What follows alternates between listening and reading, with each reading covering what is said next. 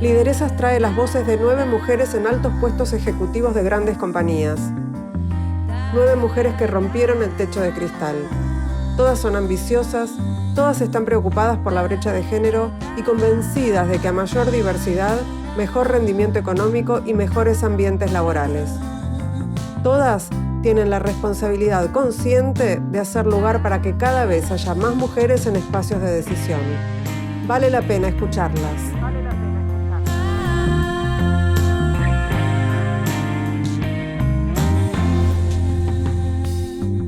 Sofía Vago es presidenta de Accenture Argentina desde 2021, pero está en la empresa desde 1998. Hola, soy Sofía Vago, soy la CEO de Accenture Argentina. Se especializó en el mercado de recursos naturales y lideró proyectos de transformación en tecnología en todo el mundo. Es consciente de que la compañía que preside es pionera en términos de inclusión y lo describe así. Nuestra política de género está tremendamente evolucionada. Veo muchas compañías que todavía hablan de género como mujer y hombre. Nuestra política está mucho más allá. Somos una organización inclusiva, diversa y sobre eso nos basamos. A las mujeres de su entorno les aclara que no es necesario adaptarse a nada ni a nadie. El mejor vestido es el que te representa, les dice. Sofía, aparte de ser la presidenta de Accenture Argentina, lo que leía en tu trayectoria profesional es que te especializaste en el mercado de recursos naturales, que empezaste trabajando con empresas de energía y leía una nota en donde contabas que decías, mi primer cliente fue una petrolera y no había baño para mujeres. Me fui ganando el lugar en la mesa. ¿Cómo fue, si te acordás, ese primer momento en el que, bueno, entraste a una mesa en donde querías ir al baño y no había dónde? Eso me pasó en una compañía, sí, en otro país me pasó, de que, bueno, fuimos a presentar un proyecto y pregunté dónde está el baño de mujeres y me dijeron que en ese piso no había baño de mujeres, que tenía que ir al piso que estaba más abajo. Me sorprendió enormemente. Creo que, digamos, yo hace 25 años que trabajo en la compañía. El inicio o el contexto del inicio es muy distinto tal vez al que vivimos hoy. Y hoy cuando miramos para atrás decimos qué horror, ¿no? O sea, o nos sorprende, porque hoy estamos en un entorno muchísimo más diverso a nivel, digamos, contextual. En ese momento yo creo que las mujeres tratábamos mucho también de adaptarnos a los hombres, ¿no? Yo iba vestida con traje, con mocasines, tratábamos un poco de masculinizarnos, sí, ¿no? Como para demostrar que éramos capaces, que teníamos la capacidad y la inteligencia. Y con el tiempo nos fuimos dando cuenta que podemos ser nosotras, que nuestra capacidad está mucho más allá de nuestro envase, que podemos alzar la voz, que podemos hablar, alzar la voz en el buen sentido, ¿no? Digamos, tener un lugar en la mesa que sea respetado, y eso tiene que ver con esa evolución de ir nosotras mismas también encontrando nuestro lugar. Así que, digo, miro en ese momento que fue hace tanto y digo, qué loco, ¿no? Porque hoy es algo que no nos imaginaríamos, aunque todavía en algunos sectores sigue sucediendo. ¿Tenés registro de ese momento en el que dijiste, no me hace falta ponerme más este traje y estos mocasines, me voy a vestir como quiera? Que puede ser con un traje y mocasines, pero bueno, sí. ¿Tenés registro así de ese momento? ¿Hubo un momento? Yo creo que fue con el tiempo en donde también fui ganando seguridad en el espacio y donde estaba y creo que, o sea, no es un momento, un quiebre de un momento a otro, que algo sucedió y por eso, si querés, empecé a respetar mucho más quién era yo, lo que me gustaba a mí. Creo que fue en el momento que yo me fui sintiendo más cómoda también y el entorno se fue sintiendo más cómodo con mis capacidades y que ya nadie miraba si parecía un hombre o una mujer, sino, digamos, el valor que tenía para traer arriba de la mesa. Hay algo de ser la única, ¿no? En este caso, en esta mesa de la que hablamos, y supongo que te debe seguir pasando, no en esta empresa, pero sí cuando vas a participar de un panel o de una mesa de conversación, es que parece que el foco está puesto en una, ¿no? Como que hay una lupa, a ver si puede, a ver si es capaz. Bueno, es que uno llama la atención lo diferente, ¿no? Y pues, si nosotros vemos, tal vez todo está de un color y de repente todo está azul y de repente es un puntito amarillo y vas a focalizarte en el puntito amarillo porque es lo diferente. Y por eso muchas veces está el foco puesto cuando hay tal vez poca diversidad en algún lugar determinado, ¿no? O sea, que creo que es natural que suceda eso. Lo que sorprende es que todavía haya tan poquitos puntitos amarillos. Sí. Habla de una resistencia, ¿no? Todavía yo creo que hay un espacio para mejorar, porque nos perdemos, las organizaciones se pierden muchísimo talento, ¿no? El no impulsar o el tener una mirada puesta en la diversidad en general, no solamente el que tiene que ver con las mujeres y los hombres, sino en general. El sector de la energía que me decías antes que te apasiona es un sector muy masculinizado, es decir, que ahí hay que remar todavía hay falta, ¿no? Sí, creo que hay muchísimos sectores en donde todavía vemos pocas mujeres. También lo que charlábamos antes, yo creo que las mujeres también tienen que animarse, nosotras mismas tenemos nuestros sesgos respecto a cuál es un rol que puede ser típicamente masculino o femenino y que hay que romper. No existe un rol para un hombre o un rol para una mujer. La realidad es que todos podemos hacer lo que querramos. Y creo que hay que avanzar sobre eso y animarse y entender y aprender de qué es lo que significa. A mí, de nuevo, tal vez el mundo de la energía es algo que me apasiona, que me encanta, que cada vez hay más mujeres en ese sector, pero creo que, de nuevo, en muchos, no es el único, en muchos todavía hay mucho espacio para mejorar y creo que mucho valor para capturar. Bueno, algo de lo que venimos hablando y que surge en muchas de las entrevistas tiene que ver con cómo hacemos, por dónde empezamos para que las mujeres sientan que pueden, ¿no? Que pueden ocupar estos espacios en estos sectores que todavía son resistentes o que en donde hay pocas mujeres. Bueno, el eje empieza por la educación, ¿no? Absolutamente, empieza por la educación, empieza también por darle visibilidad, por darle foco. Es un proceso. El empezar a mirar y prestar atención, reconocer que una compañía que sea más diversa e inclusiva va a generar mejores resultados, va a poder innovar muchísimo más, va a poder tener otra capacidad de adaptación a las transformaciones. El ya ponerle el foco, reconocerlo y empezar a mirar cómo estoy yo interactuando con esta diversidad es el primer paso. Ese es el primer paso y a partir de ahí es donde se pueden hacer cambios verdaderos. Si no, son acciones aquí y allá y no tal vez una política, porque tiene que haber una política. Y no tiene que ver con los cupos, no tiene que ver con, tal vez mucha gente piensa que son 3, 4 acciones, ¿no? Hay que reconocer primero la diferencia. Nosotros, por ejemplo, en nuestra compañía tenemos políticas para maternidad y paternidad que son diferenciales. Por ejemplo, tenemos 5 meses de licencia paga y es más, no es para mujeres y hombres, es para cuidador primario. O sea, ya no estamos hablando solamente de las mujeres o de los hombres, hablamos del cuidador primario. Porque además hay familias diversas. Tenemos absolutamente, no solo familias diversas, sino también hay, digamos, casos en donde la maternidad o la paternidad está de distintas formas, que puede ser por adopción, puede ser, hay distintas, hay tantos casos como personas, nosotros somos más de 13.000. Entonces, si nosotros no entendemos que tenemos que también adaptarnos a esa diversidad, como compañía no podríamos evolucionar.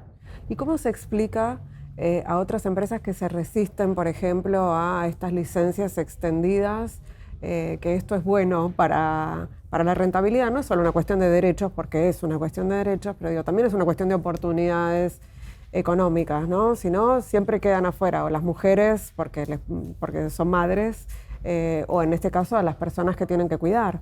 Exactamente, porque también, a ver, si nosotros pensamos en la vida de las personas, las organizaciones están comprendidas por personas. O sea, la realidad es que siempre hay una persona involucrada. Para que exista una compañía, tienen que existir las personas. Y a las personas a lo largo de la vida les pasan distintas cosas. Entonces, si uno no acompaña ese proceso y no lo reconoce y trata a la persona como si no fuese una persona, definitivamente no solamente no va a tener a la persona lo suficientemente motivada y va a dar lo mejor para la compañía, o sea, se traduce en resultados, sino también probablemente el nivel de calidad en lo que aporte, porque va a estar tironeada todo el tiempo con una situación o con la otra. Entonces creo que abrir la cabeza, abrir la mente a entender que uno tiene que adaptarse y pensar, a mirar a la persona, no por el género, no por ninguna característica en particular, sino en las necesidades que tiene como parte integral del talento con el que necesitan evolucionar las compañías.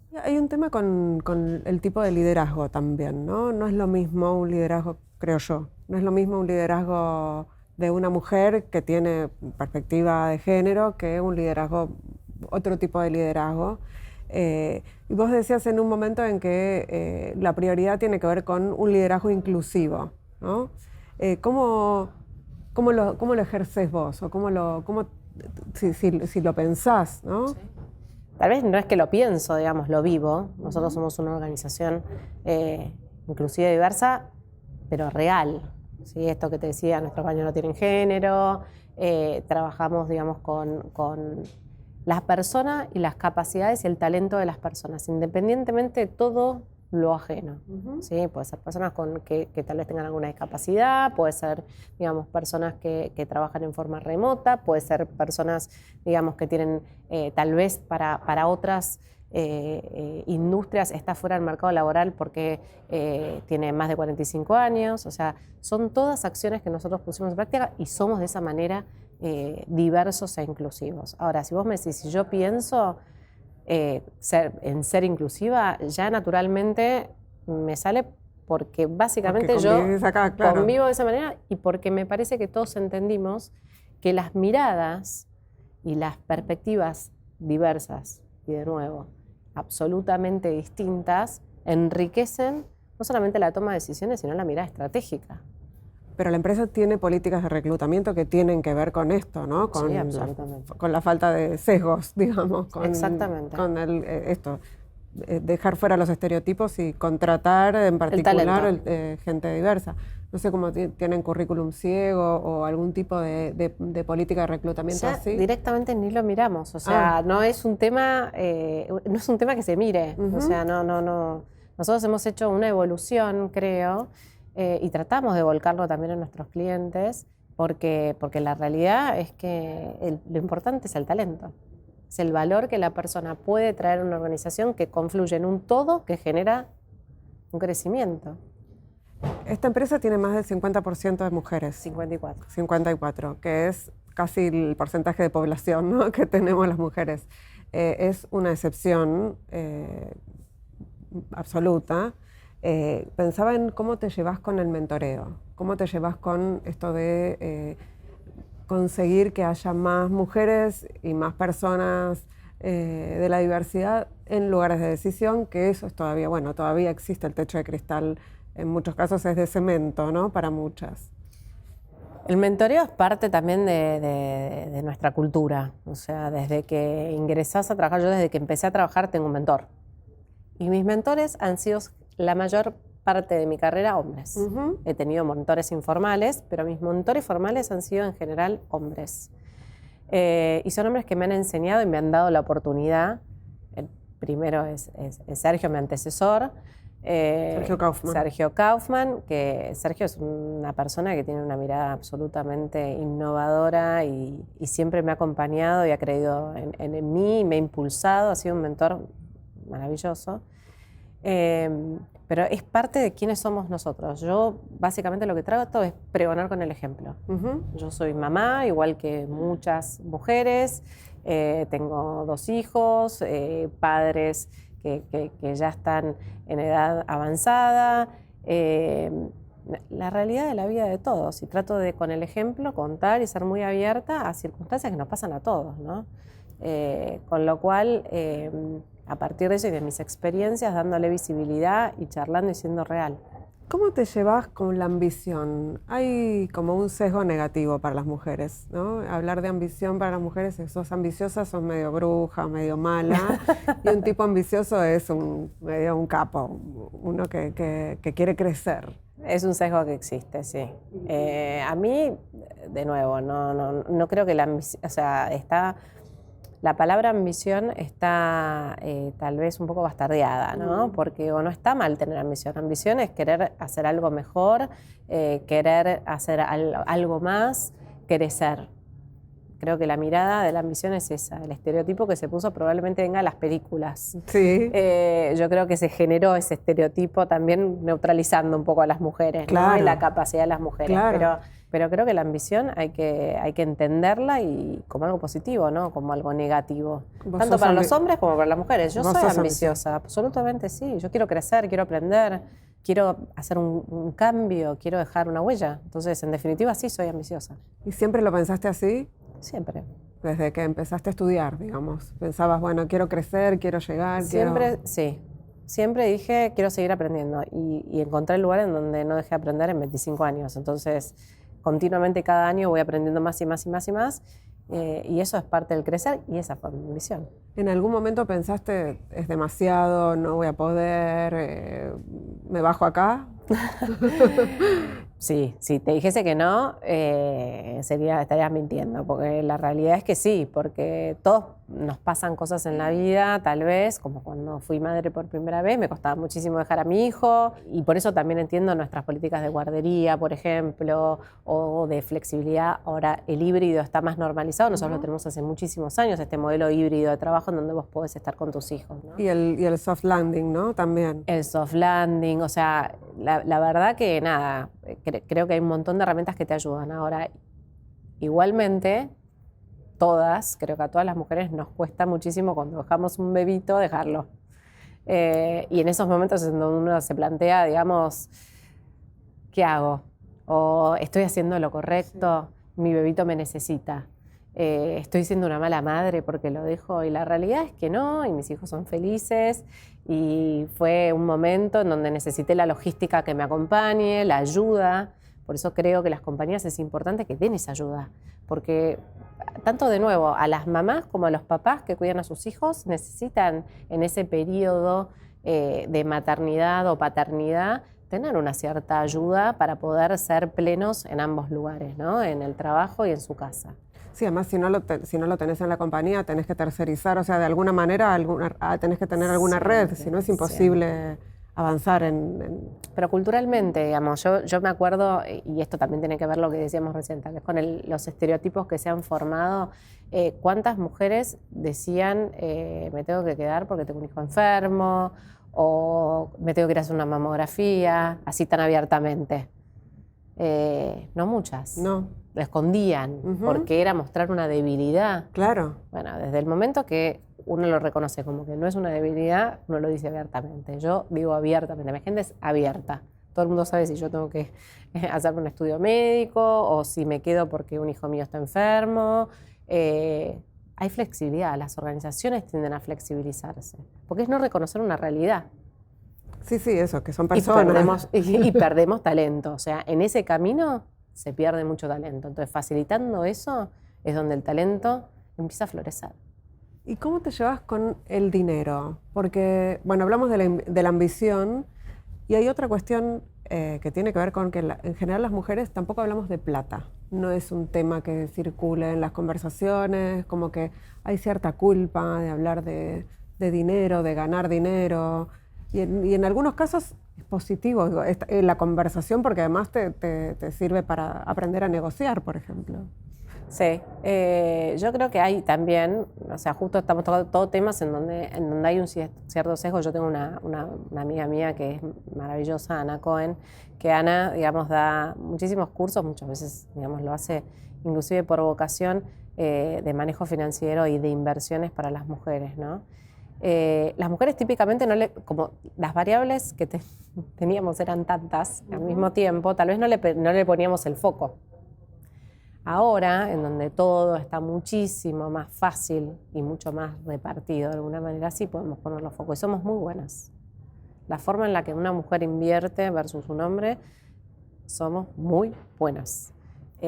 Con lo cual creo que es algo que fue también evolucionado, pero creo que no porque la mujer no quiera.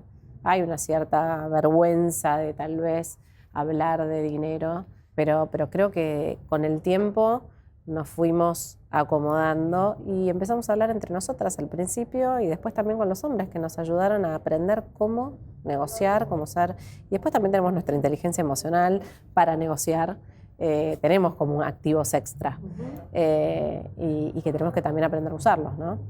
Sí, pensaba en que para quienes están en lugares de decisión como el tuyo, bueno, hablar de dinero es una cosa, pero en general para las mujeres el dinero representa autonomía económica, representa libertad. Bueno, para mí, y siempre es algo que pregono cuando tal vez, digamos, muchas mujeres se dan por vencidas porque se sienten sobrepasadas con lo personal y lo laboral y dejan tal vez de trabajar. Digo, no, la independencia económica es libertad de elección continua, de todo. No solamente porque vos puedas adquirir algo que sea tuyo, sino que tu cabeza ya está libre. No tenés ninguna barrera, ninguna dependencia para poder tomar esa decisión libre, que puede ser desde algo muy pequeño a algo mucho más grande, ¿no? Y por otro lado, creo que la independencia económica de las mujeres también combate fuertemente la violencia. Entonces, va de la mano. Entonces, me parece que es lo primordial y sobre lo que también nosotros trabajamos muy fuerte en sectores más vulnerables, ¿no? En donde es necesaria la independencia financiera, la independencia económica de las mujeres para que puedan salir de situaciones en las cuales hoy se ven atrapadas básicamente por eso. Sí, sí, es la base de la desigualdad. Absoluta. Decías en un momento, contabas respecto de los estereotipos, que me gustó esta frase, decías, muchos adultos no nos sentimos cómodos regalando un autito a una nena o una muñeca a un nene. ¿Qué les estamos diciendo, no?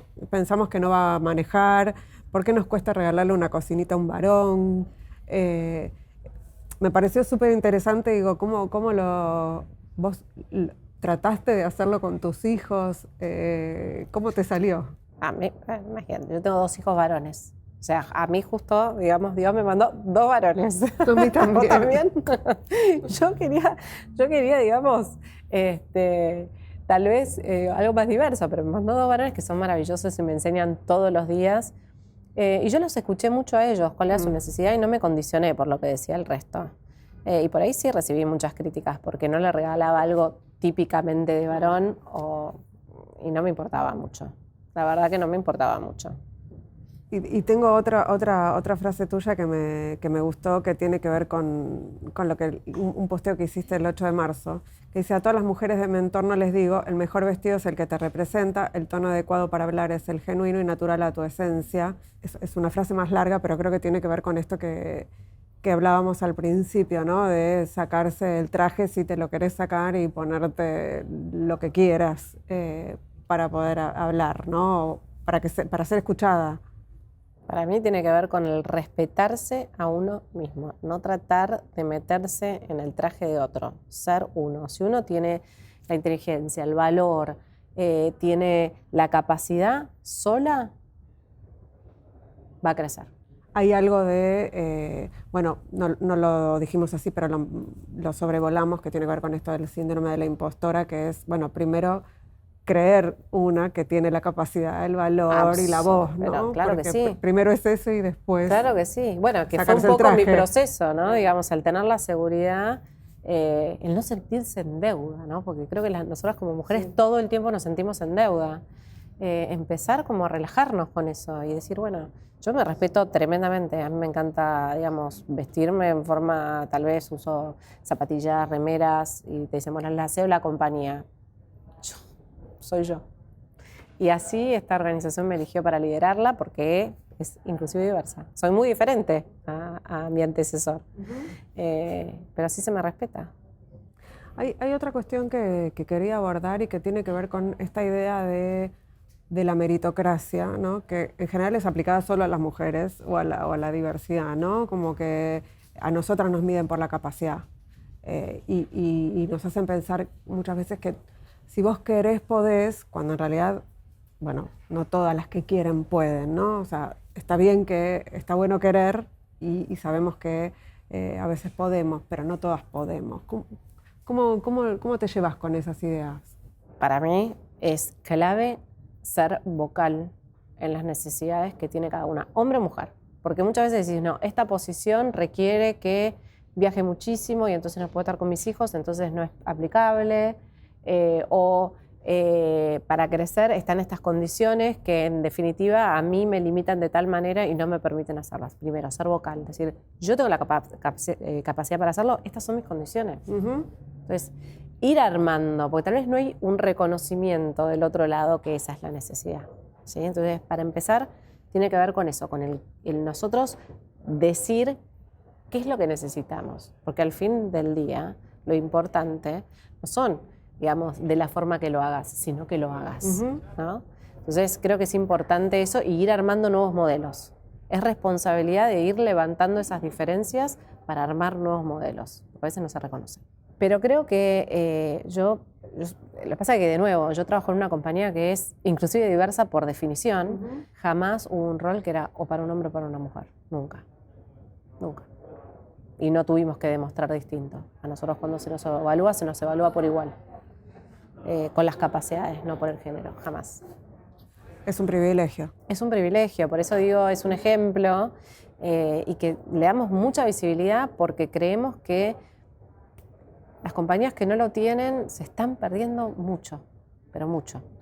Una de las razones de este programa también tiene que ver con esto, mostrar que existen buenas prácticas, que existen no solamente mujeres en espacios de decisión, sino que existen compañías que tienen buenas prácticas, a ver si inspiramos a otras, ¿no? Es una de las ideas de este programa. Así que gracias, Sofía, por este rato. Y tengo para terminar una frase que elegí para vos, que creo que representa mucho de lo que venimos hablando. Y dice, las mujeres son la mayor reserva de talento sin explotar en el mundo. Es una frase de Hillary Clinton. Me imagino que te resuena. Me encanta. Y digo, si nosotros queremos crear el futuro, ¿no? Y nos dan una caja de herramientas, donde tenemos martillos, serruchos, destornilladores. ¿Vamos a construirlo solo con un destornillador? No terminamos más. Entonces, tenemos que usar todas las herramientas, ¿no? Tenemos que usar la diversidad de talentos que nos puede proveer para construir un mundo mejor. Entonces, a partir de ahí partimos, es una analogía a la diversidad. Si solamente elegimos uno, nos estamos perdiendo de hacer algo muchísimo mejor y mucho más rápido. Así que creo que es la solución, creo que a las diferencias, a las diferencias no, a las injusticias, ¿no? Porque hoy hay mucha injusticia y a cosas que no son solamente, uno lo mira tal vez, digamos, desde el lado del género, pero creo que es la diversidad en general, ¿no? Hay que tener una mirada muchísimo más amplia para que las injusticias que muchas veces nos horrorizamos no sucedan más. Entonces, invito a todos a que empiecen a ejercitar el tener una mirada inclusive diversa. Muchas gracias, Sofía. Tengo una pregunta fuera de libreto para hacerte, que tiene que ver un poco con algo que yo vengo detectando en mi profesión, que es que solamente a las mujeres se les pregunta cómo compatibilizan su vida personal con su vida profesional, primero como si fueran dos cosas distintas, ¿no? Sí, pero bueno. Sí, somos seres indivisibles, sí. Pero por ahí Y a los varones jamás eso es verdad. se les pregunta. Entonces, yo estoy como en una mini campaña, o para que les pregunten también a los varones, o para que dejemos de hacer esa pregunta. Pero te la voy a hacer igual. Para empezar, digamos, bueno, yo soy divorciada, el papá de mis hijos me ayuda muchísimo, o sea, compartimos. En realidad no es que me ayuda a mí. Compartimos las responsabilidades por igual, tenemos muy buen diálogo y la verdad que somos, muchas veces decimos, nosotros nos divorciamos como pareja, pero no como padres, así que eso me ayuda muchísimo. Tengo una logística bastante bien armada, me preocupé por armar una logística que me ayude y disfruto los momentos en los que estoy mucho. Creo que la calidad es mucho más que la cantidad. Entonces disfruto mucho el espacio y el tiempo en el que estoy y elijo aquellas cosas que hacen la diferencia. ¿Y te sumarías a mi campaña de preguntarles también a los varones cómo hacen? Les pregunto siempre. ¿Les preguntás? Les pregunto en general, solamente para dejarlos en evidencia. Claro, total. Muchísimas gracias. Soy malísima. Perfecto.